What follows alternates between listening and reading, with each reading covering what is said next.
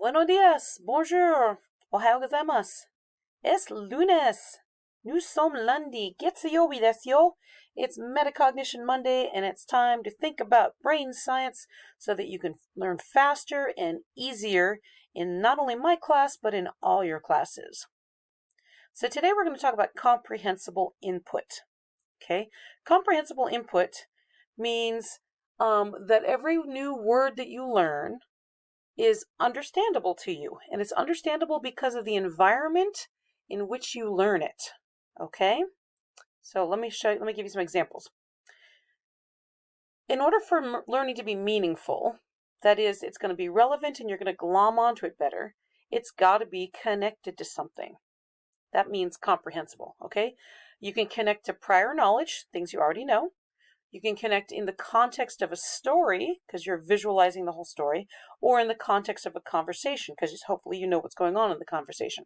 But the key words are context and connection.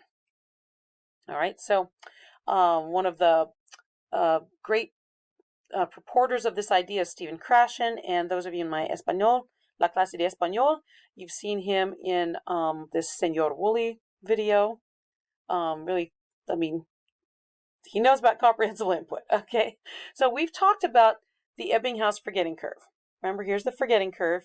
If you learn like right here at the sweet spot, right as you're starting to forget something, then you have more opportunity to put it into long-term memory.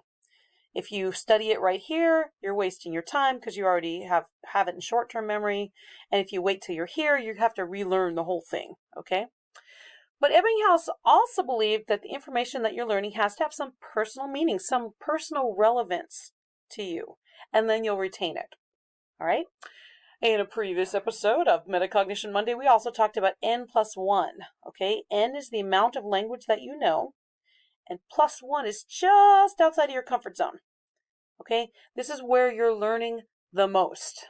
Okay, N+20 is overwhelming, N-5 is too boring, N+1, you're in the groove. You're learning a lot. Okay? One of the best ways to get comprehensible input is through reading, and we read a lot in my class. Okay? If we have in-person classes, we start off by reading for 5 or 10 minutes. I'll always start class by reading a story to you, generally a comic book, because it's got lots of nice pictures, so you can tell what's going on. One of my heroes, Bryce Hedstrom, says, we keep on reading and therefore we keep on learning by choosing materials that are both understandable and interesting to us. Okay, this is from my book, that's why it's still footnoted. I like this wonder mark, and I just realized that the screenshot I took is a little blurry, so let me read it to you. This is David Malky. So many books. I thought we were trying to cut down on the amount of stuff in our lives. There must be 1,000 books here. I've pared the collection down to the essentials. How many of them do you actually ever read? Why not donate them to the library? That way they'll still be there whenever you want them. They're not really for me. Look, we love to read because we grew up in homes filled to bursting with weird and wonderful books. I'm keeping these books not because of how often I read them all, but so, on rainy days and lonely nights, our children can discover them for themselves. By the time we ever have children, we'll be drowning in a sea of books, gasping for breath in a little air pocket near the ceiling. Then they'll be bibliophibians. I love that. He's a great author. So the main drive of comprehensible input is that learners are picking up on the words more naturally, not necessarily consciously. You're not thinking about it. You're not worried about the word. You just get it in the context of the story. Here's a great linguistic story. In the original Tarzan book, he finds the picture books that his parents had left for him, and he teaches himself how to read. So he knows how to read English before he knows how to speak English. So initially he's just leaving Jane a lot of love letters, and she's like, who's writing these? Because this ape man who's swinging around, he doesn't speak English, so it can't be him. It's a great book. All right, so things we do in class that have comprehensible input. TPRS, this is kind of our Mad Libs type of story that we start the class with, where I have you shout out words to me and we put them in the story, and I keep telling you that the more weird you make the story, the more you're going to remember it, because memory is so visual.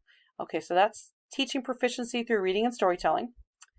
The direct method. I love the direct method so much. This is when I read you a story and I have my puppets, all the little Duolingo puppets that I have at the front of the class that I sewed up, or I've got props, or I do my dumb little drawing on the board because you know that I am the woman who absolutely loves to read comic books and watch cartoons, but I don't know how to draw myself, so you laugh at my drawings, or I'm just acting it out in a really hamming way. We play a lot of games. Everything is in context in the course of the game. We do stories in lots of different variety of ways. Here's 2 of the ways, but we do them in lots of ways. We watch movies, and I have you pick apart the movies. We listen to a lot of songs. This is all comprehensible input. We do more than this, but these are the main things that you're going to think about. So right now, I'm going to send you to Microsoft Teams, and I've got one of those things right there for you. And I want you to think about how the new words are in the context of what we're doing. Okay? All right. See you there.